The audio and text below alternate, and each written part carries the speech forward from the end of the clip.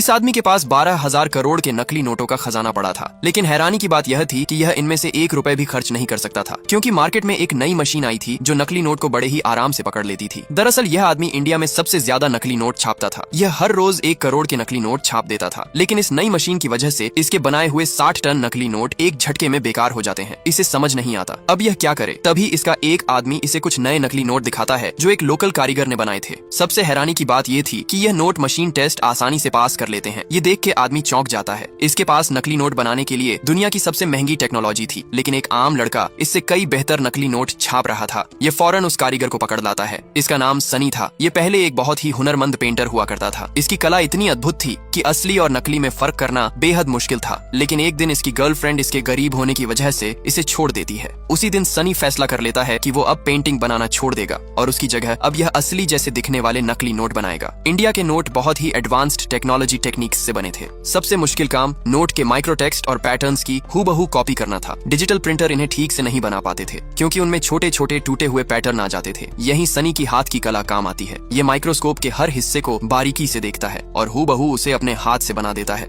फिर उन हिस्सों को जोड़कर यह एक परफेक्ट मास्टर शीट तैयार करता है। इसके बाद इस शीट पर कई सुधार किए जाते हैं। पहले इस पर नई परतें चढ़ाई जाती हैं, फिर इस पर कोटिंग और हीटिंग की जाती है। लेकिन जब प्रिंटिंग की बारी आई तो एक और दिक्कत आ गई। पुरानी मशीन एक बार में सिर्फ एक ही रंग छाप सकती थी, जबकि असली नोट में 4 अलग अलग रंग होते हैं। तब इसका दोस्त फिरोज, जो बचपन से ही प्रिंटिंग प्रेस में काम कर रहा था, सनी की मदद के लिए आगे आया। इसने चारों रंग एक एक करके प्रिंट किए और फिर उस पर चमकदार सिक्योरिटी स्ट्रिप जोड़ दी। इस तरह नकली नोट तैयार हो गए। पर सनी को यह नोट कुछ ज्यादा ही नए लग रहे थे। इन्हें असली नोट की तरह पुराना दिखाने के लिए यह नोट को चाय में डिब्बों देता है, फिर यह इन्हें सुखाता है। अब यह नोट सच में असली नोट की तरह दिखने लगते हैं। अब यह इन नोटों को टेस्ट करने के लिए एक शराब की दुकान पर जाते हैं। दुकानदार नोट लेता है और नोट को हाथ लगाते ही फौरन समझ जाता है कि यह नोट नकली है। किसी तरह ये यहाँ से बच के निकल जाते हैं। घर पहुँचने के बाद सनी सोचने लगता है कि इतनी मेहनत से बनाए गए नोट आखिर पकड़े कैसे गए। तभी यह एक और टेस्ट करता है। यह अपने दोस्त को आंखें बंद करके असली और नकली नोट में से नकली नोट पहचानने के लिए कहता है। इसका दोस्त हाथ लगाते ही नकली नोट को पहचान लेता है। अब सनी को समझ आ जाती है कि सारी समस्या नोट के कागज में है। लक्ष्मीकांत यह देखकर हैरान था कि जब इसकी बीवी को पीरियड आते थे तो यह एक गंदे कपड़े का इस्तेमाल करती थी।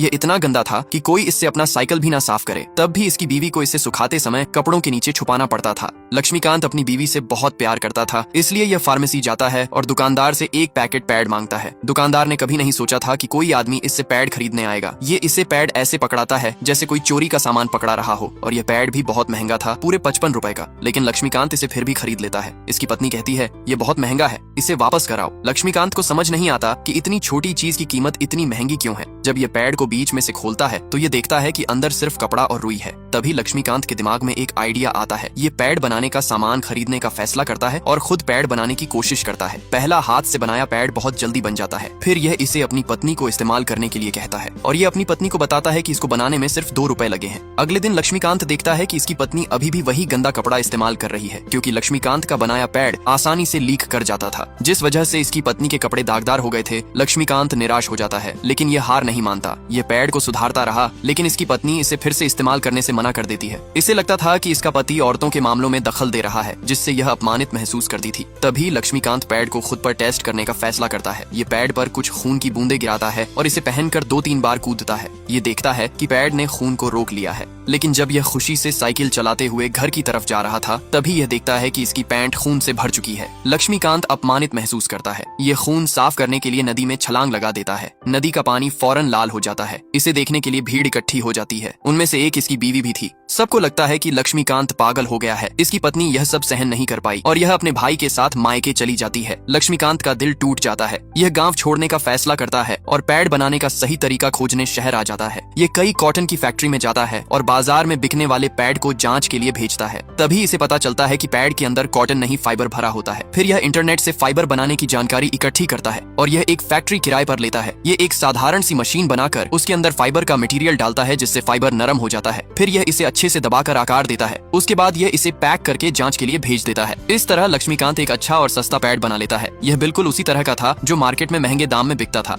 यह अपने पहले ग्राहक से पूछता है कि पैड कैसा था। अच्छा है।